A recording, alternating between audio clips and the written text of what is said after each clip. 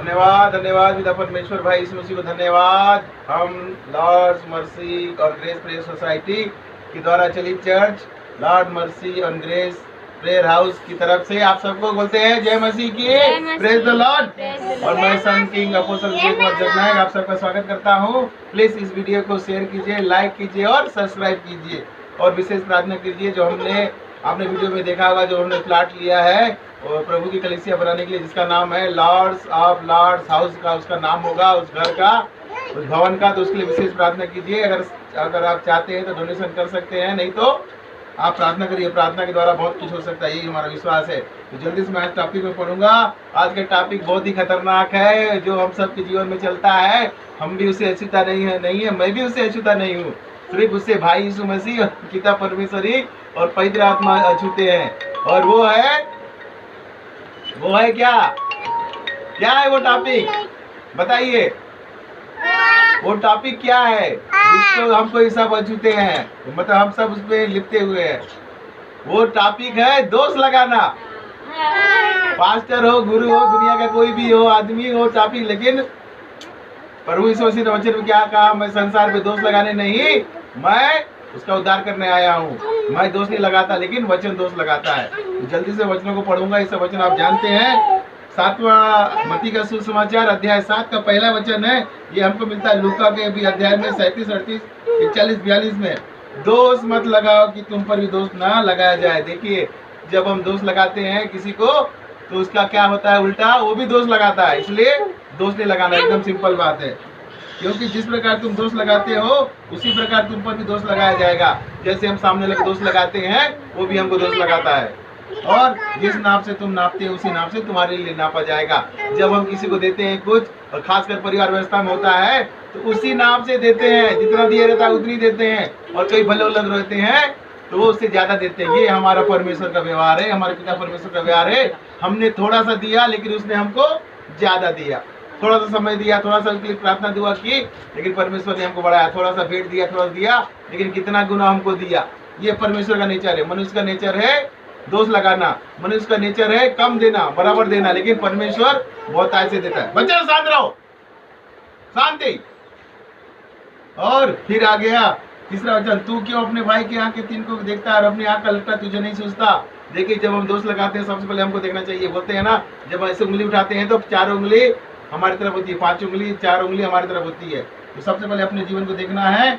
जब तेरी आंख में लट्ठा हो तो अपने भाई से कैसे कर सकता है कि लाओ मैं तेरी आंख से तिनका निकालो। लट्ठा क्या होता है? बड़ा सा लट्ठा होता है। जब वो लट्ठा आपके होगा तो आपको खुद नहीं दिखेगा, दूसरे को आप क्या निकालोगे? दिखेगा आपका लट्ठा, मतलब पोल आपकी आंख में होगा तो नहीं देख सकते। तो इसीलिए पहले अपने जीवन को झांक लो, जान लो, फिर समझो, बताना। और फेंक अपनी पहले अपने आंख से लट्ठा निकाल दे, तब अपने भाई की आंख का तिनका भली बाती निकाल सकेगा। पहले अपने जीवन को सुधारो, अच्छा बनाओ, प्रभु यीशु मसीह भाई को मानो, उसकी वचन के अनुसार चलो, तब तुम उसको कुछ बता सकते हो। उसके बाद पवित्र वस्तु कुत्तों को मत दो। पवित्र वस्तु मतलब बाइबल की बातें, बाइबल की चीजें, बाइबल संबंधी प्रभु बोझ। जो उसको नहीं मानता, उसको सम्मान नहीं करता, उसको नहीं देना है, इसलिए कुत्ता कहा। और अपने मोती सुअर के आगे मत डालो।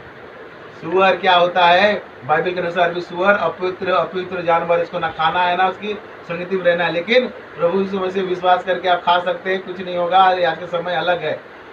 फिर क्या करना है? पवित्र वस्तु हमको बाइबल, हमको वचन, उसको नहीं बताना है। हमसे प्रार्थना करिए, आपको बताओगे तो वो आपका वही गति करेगा। आपको लेके प्रभु यीशु मसीह का निंदा भी करेगा और आपको बुरा कहेगा। इसीलिए उसको ना बाइबल देना है, ना करना है। सिर्फ उसका नाम लेके आप प्रार्थना करिए।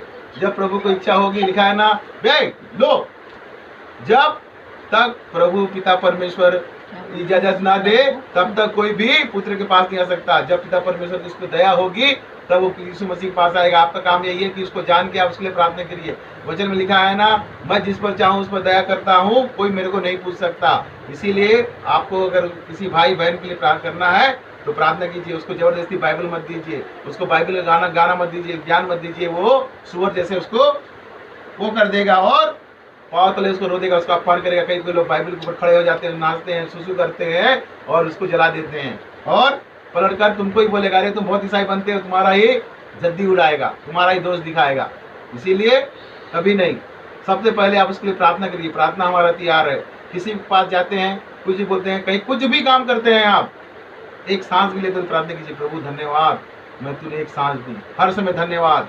कुछ भी करें, आप आ रहे हैं, आप ही जा रहे हैं, जो भी आपका काम प्रभु पिता परमेश्वर दिया, सिर्फ धन्यवाद से चालू कीजिए, प्रार्थना से चालू कीजिए और उसको बता के करिए।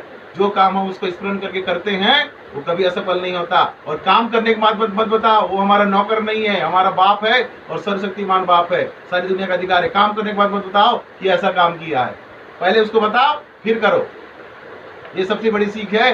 जैसे घर में भी होता है, कैंसिल करो मधु, कैंसिल करो मधु, आपका ध्यान नहीं है, कैंसिल करो। अब है, मांगो तो तुम्हें दिया जाएगा, ढूंढो तुम पाओगे, खटखटाओ तुम्हारे लिए खोला जाएगा। ये भी क्या है, क्या मांगना है आपको, बाइबल के वचन के अनुसार मांगना है। क्या ढूंढना है, उस वचन को ढूंढना है, वो वचन कहाँ पे है। और खटखटाना किसके लिए, परमेश्वर के सामने खटखटाना है, उसके अनुसार उसका टाइम है, भोर को खटखटाओ।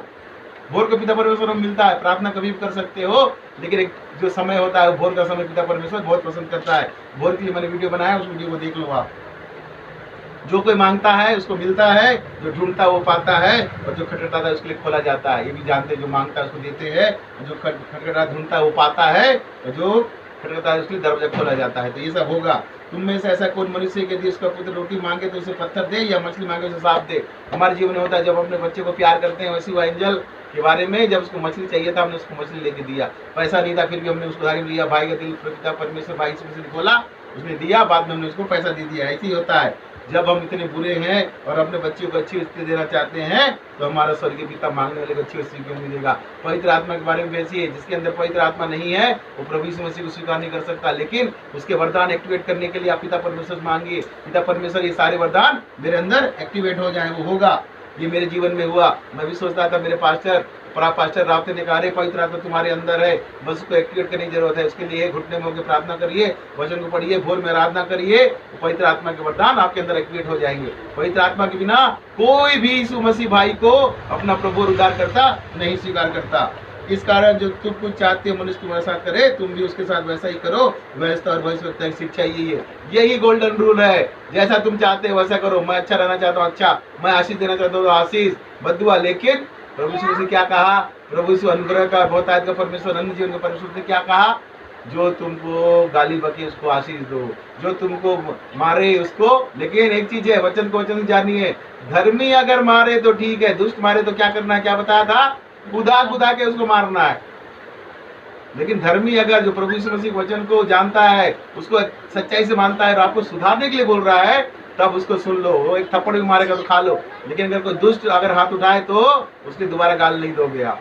वचन को जानिए और समझिए। तो ये आज का वचन, दूसरे पर दोष ना लगाना, मांगो तो तुम पाओगे। और एक पढ़ देता हूँ, सकेत फाटक से प्रवेश करो, क्योंकि चौड़ा है वो फाटक और सरल है वो मार्ग जो विनाश को पहुंचाता है, और बहुत से उसमें प्रवेश करते हैं। क्योंकि सकेत है वो फाटक और कठिन है वो मार्ग जो जीवन को पहुंचाता है, और जो थोड़े हैं उसमें पाते हैं। ये थोड़े में हमको आना है। जो लोग आज दुनिया के रास्ते में चल रहे हैं, उनको पाप करने का आजादी, सब कुछ करने का आजादी, दूसरे को गाली बक सकते, लेकिन यीशु मसीह भाई को मानने वाले लोग नहीं कर सकते। इसलिए हमारा रास्ता सकेत है, पल पल में हमको परीक्षा देना है और सिद्ध बनना है। हमारे पिता परमेश्वर कहा, मैं पवित्र हूँ और तुम मेरे समान सिद्ध बनो। हमको भाई यीशु मसीह के समान बनना है। पिता परमेश्वर हम पवित्र और सिद्ध बनना है, पवित्र आत्मा की अगुवाई में चलना है।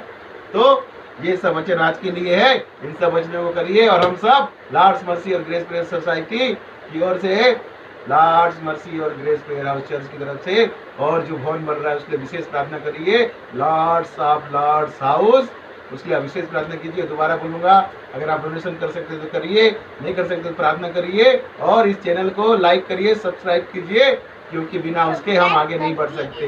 हाँ, ये कैसे बोले, लाइक करिए, बच्चे वाले बोलेंगे लाइक करो, लाइक कीजिए, सब बोलो लाइक करिए, सब्सक्राइब करिए और शेयर कीजिए। सबको जय मसीह, प्रेज द लॉर्ड, शालोम। बोलो यीशु मसीह भाई की, बोलो यीशु मसीह भाई की, बोलो यीशु मसीह भाई की। Hallelujah, hallelujah, hallelujah, praise the Lord. Shalom, shalom, shalom. जय मसीह की, मधु, जय मसीह की। हालेलुया।